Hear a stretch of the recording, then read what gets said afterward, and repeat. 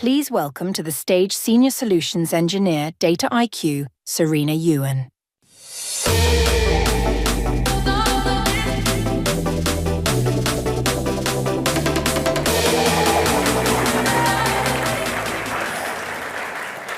Hi, everyone. Thank you so much for joining us today. We're so happy that everyone could make it, and of course that there were no tube strikes today. Everyone is here all okay, and hopefully you've had a really nice start to the day, mingling, meeting everyone, having a nice coffee, pastry, etc. We've got a really jam-packed agenda today, so I'm really excited to share with you what we have lined up. We've got customers from pretty much every industry. We've got financial services, manufacturing, retail. We've got a main stage this morning, plus a breakout session across this stage and the stage over that side in the afternoon. So there's going to be, for sure, something for you to listen to and learn from. And really, we're here just to celebrate all of the different applications for AI that Dataiku can help you achieve. So not only are you going to listen from some of our key customers this morning, we've also got our partners here today. So a big shout out to Databricks, PwC, and Kubrick for sponsoring today's event. We also want to start to explore all of the different ways in which we're working with you, with our customers, with our partners, to really help deliver AI value across the board, not just for efficiency, but really driving where you can start to differentiate yourself from your competitors. We've got talks from across the board, not only governance of AI solutions, but also how you can help yourselves scale. So we've got this morning's agenda here on the screen, but this afternoon, if you're interested in anything around GenAI, we have Frende Forskegring, who is a Nordics insurer, talking about how they're using generative AI to enhance their claims processing. We've also got M&M Direct talking about how they're using a GenAI chatbot to help with employee interactions and employee experience. If you're interested in the ethical applications of GenAI, we probably have all heard about and are starting to think about the EU AI Act. And so that's something that we'll have a panel on with PwC this afternoon. So definitely make sure to join that if you're interested in all of the things that you might need to consider and the applications for that. And finally, if you're really interested in how AI and data can be scaled across the organization, breaking through skills barriers, skills gaps, then we've got two really good presentations this afternoon with Eon and L&G at different times. So if you've got a clash in schedules, you can make either one of those. But those are around the use of democratizing AI across different parts of the business and across different skills gaps. So we're sure that there's something for everyone here today. And this morning, we will be listening from a few of our key customers. So we've got Tom Spencer from Aviva and also Schlumberger to talk about how they're embedding AI into all of their different business processes and business operations, and also getting value out of that as well. So for many of you here, you're probably Dataiku customers. You may have heard of Dataiku.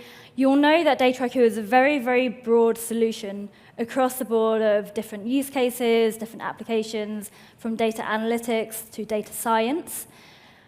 How do you then also start to bring into the gap, okay, AI, machine learning, those have different risks and considerations, but now we've also got how to balance the risks and opportunities that Gen AI introduced to us as well.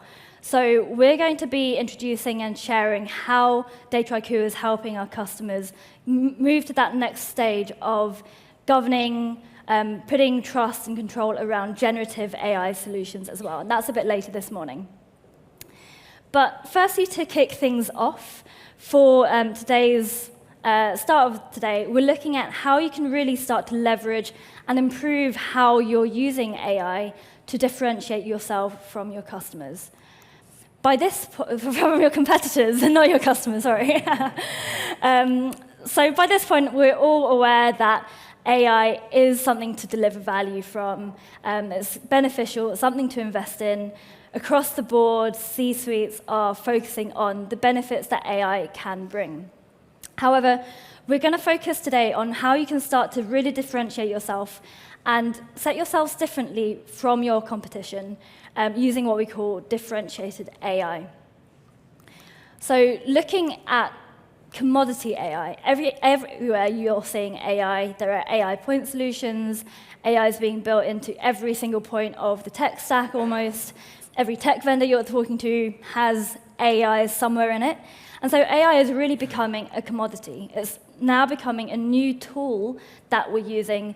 And very often you'll see and hear that people are going to start using ChatGPT in the same way that we've been using Google for years and years. So really it's something to be built into the process. And you're spending a lot of money into AI, into data science and machine learning. And you're hopefully getting a good amount of value out. So money that you're putting into skills, to applications, to training, maybe some consulting, is feeding out into efficiency gains, into new innovations, faster innovations. However, with the spending and the value that you're getting out, there's also a scenario where your competitor is also doing the same. And so there's not really much differentiation. Sometimes you've got a bit of a head start, sometimes they have. At the end of the day, you're both burning cycles, churning through the same treadmill of putting money in, getting a bit more efficient, putting more money in, improving somewhere else.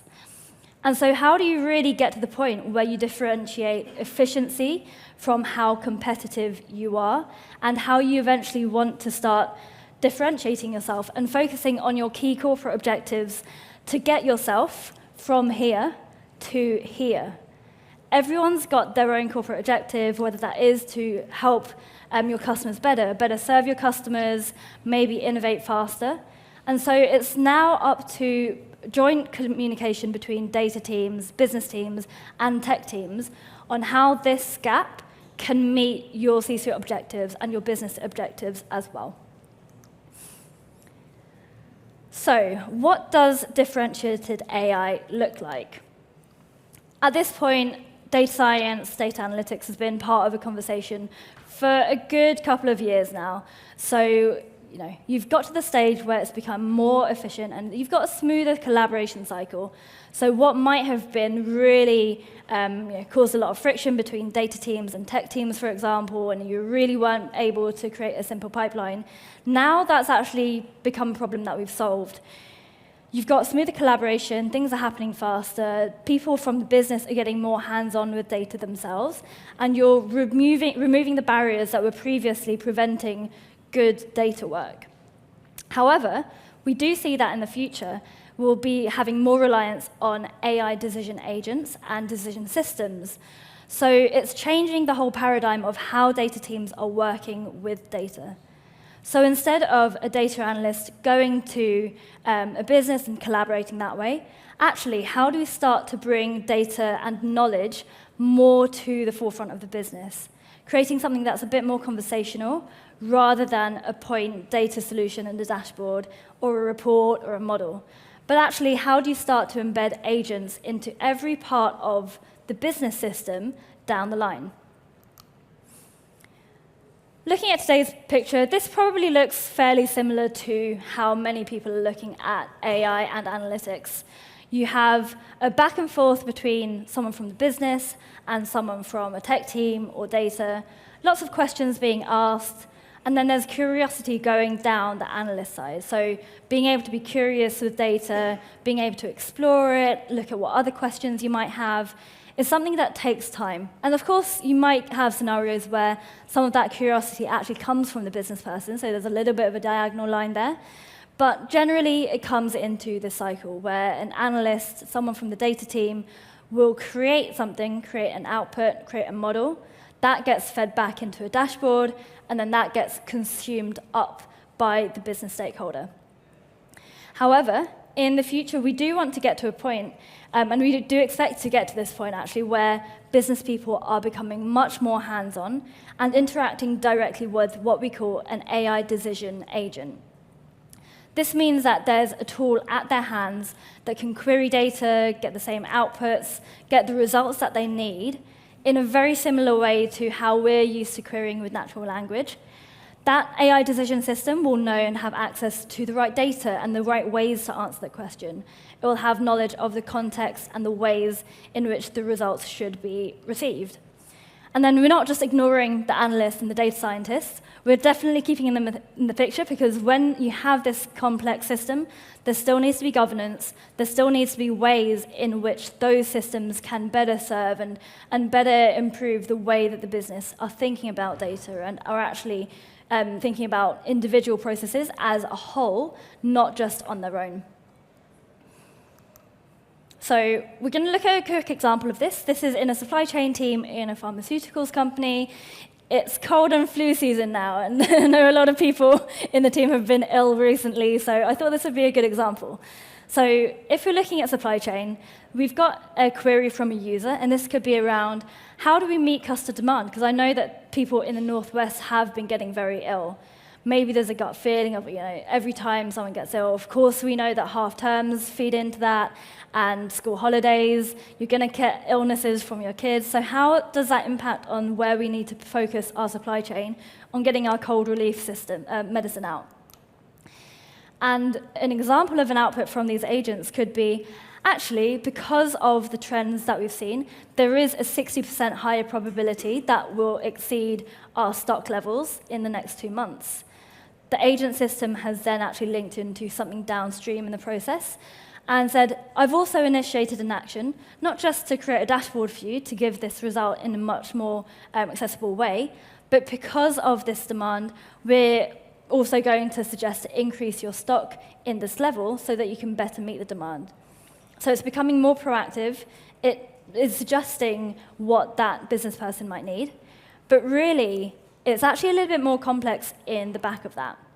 We're going to deep dive a little bit into this very quickly, but you've got a prompt from the user. So I'd like to find out something. I've got my context.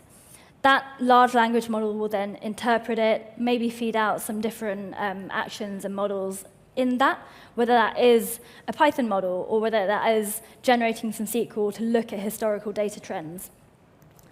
Then there may be more tasks, so that could be something fed back to the user, it could be something else that can be generated off of that, and that could be learning off of historical patterns. And finally, we've got a large language model here to check, and that might have been a fine-tuned model, it might have been something done through prompts, to give that large language model an idea of what a good response back to the user's query should look like. Finally, we might have more actions in the bottom around generating dashboards, slides, and then giving the response back to the user. And this is a very, very simple schematic and diagram of what it could look like, but this is just for one application. When you start thinking about the applications and the processes that link into each other, the API connections that are needed, that can get very complex, not just for one, but definitely at scale. That's something that we'll touch on a bit later today as well. So we're getting to a point where either you could build everything from scratch, like we have on the left-hand side. You could buy everything out of the box, so hiring AI agents specifically for task A, task B, task C. However, that is neither realistic nor differentiated. It's now time to start being really smart about where specifically you're putting investment in, where you're putting resources in, whether that does need to be, for some parts of the business, actually throwing money at an off-the-shelf system because it will get them to a point quicker, or whether that needs to be something super customized. But really, a really good middle ground, kind of the Goldilocks of the situation, is where you've got a platform where you can build all of your different types of AI integrations and AI functions.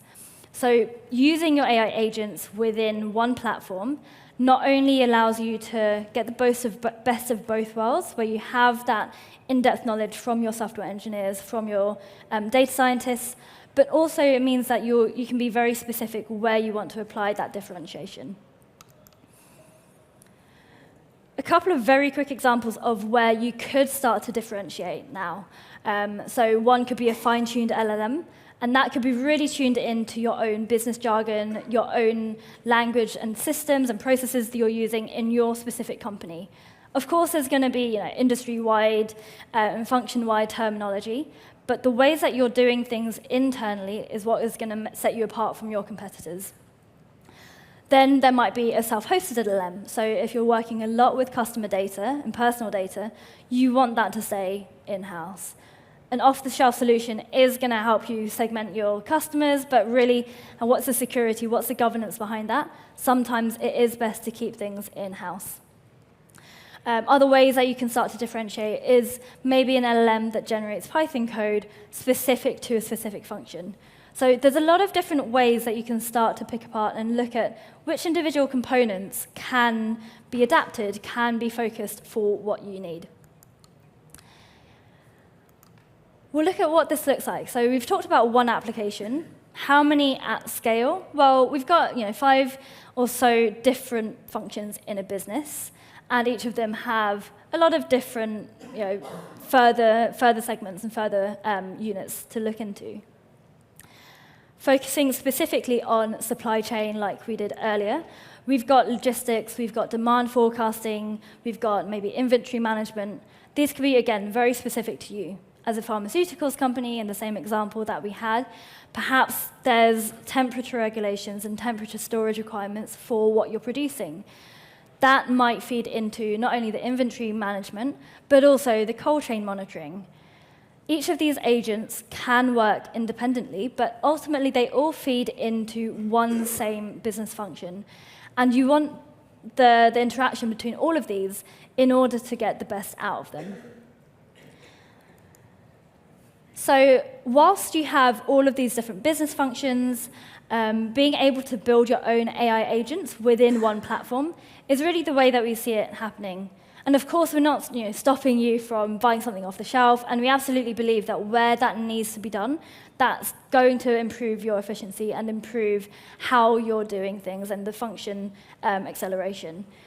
However, now you can start to think about where are the key areas that are going to help you, your business teams, your data teams, set yourself apart from your competitors. And these could be, here we've got 5 or 6 out of the full range of different business applications across an organization. But being able to be very smart and very specific, having conversations across data teams and business objectives, and tech teams to understand how you can start to organize all of this is really where we see Dataiku helping for this. And so for a bit later today, you will start to find out how Dataiku is helping for more generative AI conversations, looking at agents as well. And I'm really excited to announce to the stage today Alex, my colleague Alex Alfili, who's going to be talking about how these AI systems can be built in Dataiku. Thank you.